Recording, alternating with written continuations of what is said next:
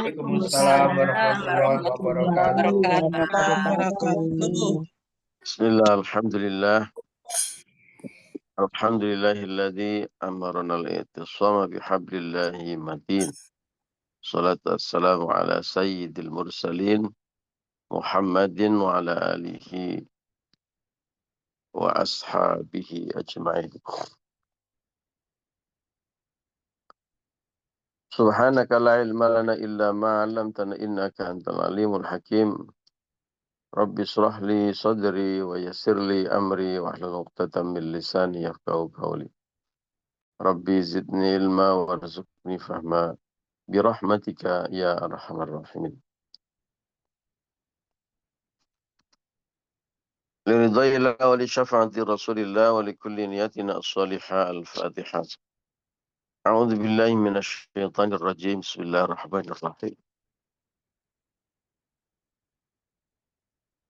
Alhamdulillahi rabbil alamin arrahmanir rahim maliki yaumiddin. Iya. Iyyaka na'budu wa iyyaka nasta'in ihdinas siratal mustaqim.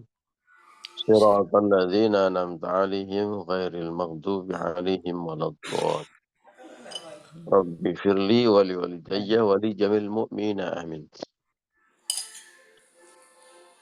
Bapak Ibu dan teman-teman rahimakumullah, alhamdulillah pagi hari ini kita bisa bersua kembali, bersilaturahmi, ngaji bersama, majelis yang sangat indah, sangat luar biasa, majelis tempat kita belajar untuk mendapatkan ilmu, namun juga majelis tempat kita tazkiyatun nafs, membersihkan hati dan jiwa kita. Kita lanjutkan ngaji Nashihul Ibad. Kita sudah sampai di bab ketiga, makalah keberapa Bu Maimunah? Makalah ke-16 bagian ketiga lagi, Pak. Ya, oke.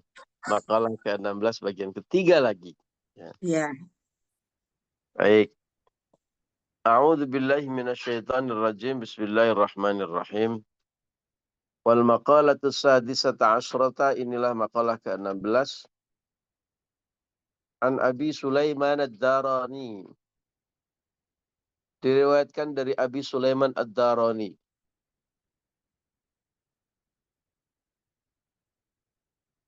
Nama beliau adalah Abdurrahman bin Atiyah radhiyallahu an. Wa Darani qaryatun min qura Dimashq. Dan Darani adalah nama desa, salah satu desa di negeri Damaskus. Mata sanata 15 wa mi'atain. Beliau meninggal pada tahun 215 Hijriah. Annahu qal, beliau berkata fil munajati, dalam munajat beliau, dalam doa beliau ma'allahi ta'ala, kepada Allah Ta'ala. Dua bagian sudah kita kaji. Kita langsung ke bagian terakhir. Apa dalam doa beliau, dalam munajat beliau, apa yang beliau katakan? Apa yang beliau sampaikan? Wala in adkhaltani. Ya Allah, jika engkau memasukkan aku kepada nerakamu, wala in adkhaltani an-nara, jika engkau memasukkan aku kepada nerakamu,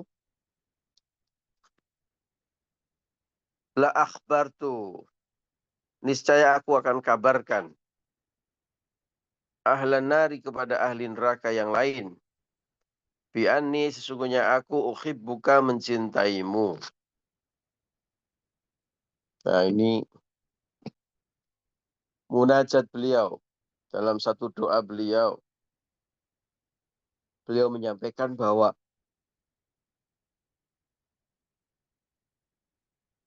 sebagai seorang sufi, beliau mengatakan bahwa, ya Allah, jika engkau memasukkan aku ke dalam nerakamu, niscaya aku akan kabarkan kepada seluruh ahli neraka bahwa bi anni uhibbuka, sesungguhnya aku mencintaimu. kita harus memaknai ini dalam konteks sufisme. Okay? Seorang sufi yang sudah melampaui atau melewati unsur-unsur kemanusiaan biasa. Yang seluruh hidupnya itu ya hanya didedikasikan untuk Allah Subhanahu wa taala. Dan salah satu indikator penting bahwa hidupnya seluruhnya itu untuk Allah adalah cintanya kepada Allah melebihi apapun. Saking besarnya cintanya kepada Allah, bahkan jika dimasukkan ke dalam neraka pun, beliau mengatakan, bi anni uhibbuka, aku mencintaimu ya Allah. Ini cintanya yang sudah tidak transaksional. Transaksional itu maksudnya unsur cinta yang didasarkan atas perhitungan pedagang. Pedagang itu gimana sih? Pedagang itu ya beli.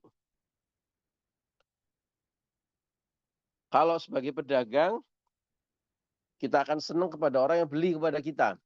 Memberikan keuntungan kepada kita. Ya kan? Kalau sebagai pembeli, kita akan mengatakan, Kak Lulu yang jualan misalnya adalah seorang yang baik hati kalau saya dikasih diskon atau dikasih hadiah. Ya. Sebaliknya, kalau saya beli kepada Fulan, Fulan itu tidak memberikan harga yang spesial, atau tidak memberikan hadiah, atau tidak memberikan bonus, ya hal-hal yang sifatnya memberikan keuntungan kepada saya akan mengatakan dia bukan orang yang baik, dia bukan pedagang yang baik. Ya, itulah transaksional. Banyak orang mencintai sesuatu karena transaksional. Maka ada ungkapan, aku cinta padamu karena aku membutuhkanmu. Nah, itu transaksional. I love you because I need you. Aku mencintaimu karena aku membutuhkanmu. Ya, membutuhkan seorang laki-laki yang bisa memberikan nafkah. Apakah salah? Tidak. Ya, kita lagi bicara ada yang orang mencintai seorang itu karena transaksional. Begitu nanti pada saat dia kaya, ya banyak uang, dia disayang. Ya, karena kan memberikan keuntungan. Tapi pada saat dia jatuh miskin, susah, ditinggalkan goodbye. Udah nggak bisa memberikan keuntungan lagi. Ya, itu sangat transaksional.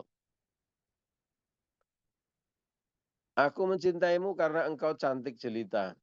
Boleh? Boleh. Ya. Karena manusia itu punya rasa hub atau rasa cinta itu. Salah satunya karena mawaddah. Mawaddah itu cinta kepada seseorang karena unsur-unsur fisik kemanusiaan. Ya. Cantik, ganteng. Boleh. Ya. Tapi kalau yang transaksional itu ketika sudah tidak cantik lagi atau dia menemukan orang lain yang lebih cantik, maka yang kurang cantik tadi ditinggalkan. Karena apa? Karena semata-mata mawaddah transaksional. Ya. Makanya dalam doa kita tidak cukup mawaddah. Harus ada tambahan rahmah. Ya kan? Kepada pengantin baru. Siapa ini pengantin baru contohnya nih? Udah nggak ada ini. Stok lama semua ini. Pengantin lama semua ini. Ibu Maimunah pengantin lama. Pak Banser pengantin lama. Bu Lili pengantin lama, Kak Lulu pengantin lama semua. Ya. Contohnya misalnya kepada pengantin baru, Mas, Mbak, semoga samawa, sakinah, mawaddah, warahmah. Ya kan? Wa itu artinya dan. Ya, jadi semoga sakinah, mawaddah, dan rahmah. Jangan semoga sakinah, mawaddah, dan warahmah ya. Wah, itu ketahuan nggak belajar bahasa Arab.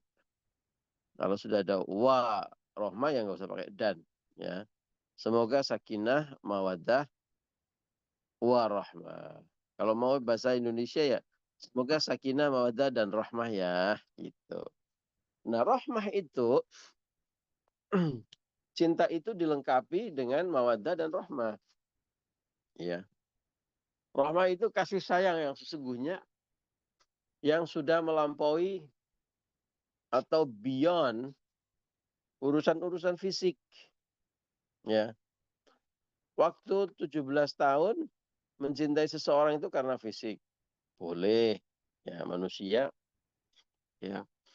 Tapi dilengkapi dengan rahmat juga. Maka dari itu syarat melihat seseorang itu, mencintai seseorang itu karena apa? Lima liha, wali jamaliha, wali nasabiha. Karena mencintai seseorang itu karena hartanya. Boleh, boleh. Manusia bukan malaikat. Ya. Karena kecantikannya. Boleh, boleh. Wali nasabiha karena nasabnya, keluarganya dari orang baik-baik apa enggak? Baik-baik. Bibit, bebet, bobot, kata orang Jawa. Ya. Tapi jangan lupa ada yang lebih hakikat. Yang lebih hakiki. Apa itu? Lidiniha karena agamanya. Karena agamanya itulah yang membuat nanti bisa muncul rahmah. Ya. Karena agamanya itu juga yang cintanya itu akan terus berenergi sampai usia kakek nenek, sampai perutnya buncit, ya, sampai kulitnya keriput, ya, sebentar-sebentar masuk angin, keroan, kata anak saya, kayak ayah itu, ya.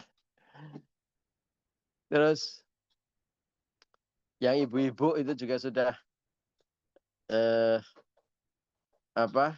kulitnya kering keriput, ya, jalannya sudah membungkuk gitu. Tapi kalau punya rahmah, kalau punya energi, kalau alasannya mencintai itu karena agama, salah satunya, maka cinta itu tetap menyala. Ya, itulah rahmah. Cinta yang muncul beyond fisik, ya, melebihi atau melampaui urusan-urusan fisik. Kalau hanya mawaddah itu transaksional. Kalau sudah tidak cantik lagi, goodbye. Kalau sudah kaya lagi, tinggal. Ya. Tapi kalau rahmah, apapun yang terjadi, wah, malah tambah cinta, malah tambah sayang. Ibu sama istrinya ini. Kita lihat-lihat kok sekarang setelah berat badannya kepala 6 jadi tambah cantik berisi. Nah, misalnya begitu. Karena apa? Karena rahmah. Ya. Lebih gemoy kata orang. Ya. Yang perempuan juga begitu. Bapak setelah perutnya jadi buncit kok bapak jadi lebih seksi. Ya. Karena apa? Karena ada rahmah. Ya. Sudah mencintai melebihi unsur-unsur atau melampaui unsur transaksional, melebihi urusan-urusan fisik. Nah, demikian juga dengan Allah. Ya. Orang-orang yang mencintai Allah karena transaksional, transaksi, ya cintanya kepada Allah, rajinnya ibadah itu ketika merasa bahwa Allah memberikan sesuatu keuntungan kepada dia. Ya. Boleh apa enggak? Ya boleh manusia. Ya. Tapi mari kita belajar untuk melampaui wilayah transaksional ini gitu. Wilayah transaksional dalam kehidupan kita sehari-hari misalnya kita mendapatkan rezeki, dapat bantuan dari Allah, bersyukur kepada Allah, ya, sedekah, puasa, rajin ibadah, bolehkah? Boleh, ya, bagus, ya, harus bersyukur kalau dapat nikmat, ya. Tapi jangan lupa bahwa mencintai Allah itu fis-sarra'i wad-dharra, dalam keadaan sempit maupun dalam keadaan lapang, dalam keadaan bahagia maupun dalam keadaan susah, ya. Butuhnya kepada Allah itu sudah melampaui because I need you. Ya, karena aku membutuhkanmu. Kalau nggak butuh, nggak pernah mendekat, nggak pernah telepon, ya, nggak pernah merapat. Kalau lagi butuh, dekat-dekat. Ya, itu boleh apa? Ya boleh manusia. Lagi butuh nggak mau menyapa itu kebangetan gitu. Tapi yang lebih hebat lagi tentu adalah baik sedang butuh maupun tidak butuh, kita jadi butuh. Kita mendekat karena apa? Karena kita mencintai Allah. Maka beyond transactional love, melampaui urusan cinta yang transaksional, orang akan mengatakan, bukan aku mencintaimu karena aku membutuhkanmu, tapi aku membutuhkanmu karena aku mencintaimu. Kita dekat dengan Allah, fisarra iwadharra, dalam keadaan apapun. Karena apa? Karena kita mencintai Allah. Bukan kita mencintai Allah karena kita butuh Allah. Bukan. Kita butuh Allah karena kita mencintai Allah. Saking cintanya itu, kapan hari kita ngaji ya? Saya lupa forumnya di mana. Level ketiga orang sabar, ngaji hari Sabtu. Level ketiga orang sabar adalah orang yang jika dikasih musibah malah senang, Bapak Ibu. Ya, jika dikasih musibah malah senang. Kenapa ada mindset? Bukan orang ini orang tidak waras ini dikasih musibah kok malah senang. Bukan. Karena mindsetnya sudah mindset mencintai Allah. Sehingga dengan mindset mencintai Allah, dia pertama meyakini bahwa dia adalah orang pilihan yang dikasih musibah oleh Allah. Hanya orang pilihan yang bisa dikasih ujian oleh Allah. Musibah kan ujian kan? Orang kalau mau ikut ujian kan harus tercatat sebagai siswa, harus aktif. Bukan hanya tercatat tapi aktif ikut kelas. Bukan hanya aktif ikut kelas tapi naik kelas terus. Ya, bukan hanya ikut naik kelas terus tapi juga harus lunas bayarnya baru boleh ikut ujian, betul? Ya. Maka ketika ada seorang hamba yang diuji oleh Allah, diuji lewat masalah ekonomi, diuji masalah kesehatan, diuji masalah keluarga, ya, diuji dengan tetangga dan lingkungannya, di kantor, apapun ujiannya. Ya. Itu meyakini bahwa ya Allah engkau mencintaiku, aku terpilih sebagai hambamu yang mendapatkan ujian. Ada seperti itu? Ada. Nabiullah Ayub alaihissalam. Ya. Nabi Ismail, Nabi Ibrahim, Nabi Muhammad SAW. Ya. Mindsetnya begitu ya. Kalau diuji, ya Allah engkau mencintaiku, aku dipilih, aku terpilih sebagai orang yang mendapatkan ujian. Sehingga pasti Allah melihat bahwa aku ini sudah bayar SPP, aku ini tercatat sebagai siswa, aku sudah melewati kelas demi kelas sehingga lulus sampai di sini. Waktunya mendapatkan ujian. Bukan mengeluh. Nah, terus kemudian dia juga meyakini bahwa pasti Allah juga memberikan kekuatan kepadaku. Allah memberikan ujian kepadaku, berarti Allah yakin, Allah tahu bahwa aku mampu, aku diberi kekuatan, aku diberi kemampuan, aku dibisakan untuk melampaui ujian ini. Karena dalilnya jelas, la yukallifullahu nafsan illa wus'aha. Allah tidak akan memberikan beban, Allah tidak akan memberikan ujian kecuali kepada orang-orang yang mampu mengatasi ujian itu. Oh, semakin berat berarti semakin mampu. Wah, semakin hebat dong saya. Ya. Yang ketiga, Mereka meyakini, orang-orang ini meyakini bahwa kalau nanti saya lulus, saya akan naik kelas, saya akan lulus ujian, saya akan mendapatkan reward, akan mendapat penghargaan, ya, akan diwisuda. Wah, ya. Sebagaimana Nabi Ismail mau disembelih saja, satajiduni insyaallah minas sabirin. Ya Allah, ya Bapak, ya abatif al, ma tu'mar. Lakukan apa yang diperintahkan oleh Allah. Mau dibunuh, mau disembelih, lakukan. Karena dia percaya nanti kalau dia lolos ujian itu, satajiduni insyaallah minas sabirin. Engkau akan mendapatiku sebagai orang yang sabar. Nah, kan? Bukan orang yang tidak waras, justru orang yang sudah super super hebat ini. Orang yang bahkan ketika dapat musibah itu senang. Nah, maka ini gambaran. Kalau di dunia begitu, dapat musibah itu malah senang, ya. Ya Allah, seperti Nabi Ayub kan gitu kan, digoda sama setan kan. Kamu Nabi kok sakit, Nabi apaan itu? Kata Nabi Ayub, loh, kamu tahu nggak, nah, sakit saya berapa tahun? Sakit saya 5 tahun. Allah memberikan saya sehat 80 tahun sebelum sakit itu. Loh, masih bisa mengatakan begitu Bapak Ibu. Ya, di tengah musibah, di tengah cobaan hidup, ya sabarnya luar biasa. Nah, kalau nanti urusan akhirat, gambarannya, ya, sebagaimana disebutkan dalam makalah ini, andai pun engkau memasukkan kepada neraka, tentu kita berharap tidak masuk neraka. Ya. Bahkan ini kan sudah pok-pok yang paling yang paling tinggi, apa namanya, hal yang paling menakutkan dalam hidup kita, mengerikan dalam hidup kita. Bahkan ketika engkau memasukkan aku dalam nerakamu, aku akan mengatakan fa inni uhibbuka, aku mencintaimu. Itu unconditional love, ya. Cinta tanpa syarat. Ya. Maka ada lagu, jika surga dan neraka tak pernah ada, ya. Andai tidak ada surga, kita tetap sholat, kita tetap puasa, kita tetap zakat, kita tetap sedekah, kita tetap mengikuti menjalankan perintah Allah. Andai tidak ada neraka, andai tidak ada neraka, ya, andai kita pun tetap takut dengan Allah. Kita tetap menjauhi larangan Allah. Karena apa? Karena unconditional love. Karena cinta kita kepada Allah itu bukan transaksional lagi. Kalau transaksional boleh nggak kita beribadah karena mengharapkan surga Allah? Boleh. Boleh. Boleh sekali. Tapi salah satu tanda bukti bahwa cinta kita itu murni, tulus, tanpa syarat.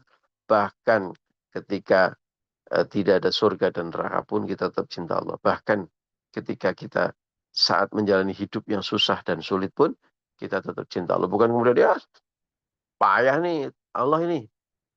Dia lagi pensiun kali. Kenapa saya doa bolak-balik sakit tetap aja nggak sembuh-sembuh. Ya, cari kerja tetap aja susah. Udahlah, gue juga pensiun nih dari hamba Allah. Nah, itu cinta karena rupiah, cinta karena transaksional. Nah, Bapak Ibu tentu menuju kepada munajatnya sang sufi ini butuh perjalanan rohani yang panjang. Ya, kita latih dari hal-hal kecil. Apa itu hal-hal kecil? Kita kurangi, kalau perlu kita tinggalkan mengeluh dalam hidup kita. Ya, nah, semakin sedikit kita mengeluh, semakin tinggi cinta tanpa syarat kita kepada Allah. Lawannya dari mengeluh adalah alhamdulillah ala kulli hal. Lengkapnya alhamdulillah ala kulli halin wa ni'matin. Aku segala puji bagimu ya Allah, ya, atas segala hal apapun yang terjadi pada diriku. Tanggal muda alhamdulillah, tanggal tua alhamdulillah. Pasar rame alhamdulillah, pasar sepi alhamdulillah. Badan sehat alhamdulillah, badan sakit alhamdulillah. Karena sesungguhnya dalam setiap apapun yang Allah berikan kepada kita ada kebaikan. Hanya kadang-kadang kita nggak tahu. Ya, kita latih dari hal-hal begitu. Jangan mudah mengeluh. Kalau perlu, tinggalkan mengeluh. Nah, semakin tinggi level keimanan seseorang, semakin sedikit mengeluhnya. Itu hal-hal kecil yang perlu kita latih, Bapak Ibu. Nggak usah kita berbicara surga dan neraka dulu, ya. Seperti sang sufi ini. Nah, itu kita latih dalam kehidupan kita sehari-hari.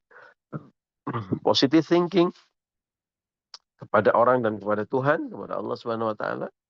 Dan salah satu buktinya adalah mengurangi mengeluh. Kalau perlu, hilangkan mengeluh. Dalam segala suasana, alhamdulillah, tersenyum. Gitu. Demikian Bapak Ibu, mudah-mudahan kita diberi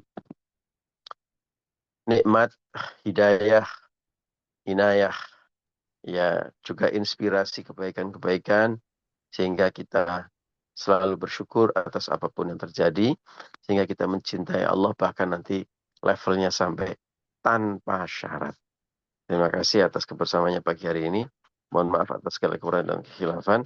Wallahul muwaffiq ila aqwamit thoriq. Assalamualaikum warahmatullahi wabarakatuh.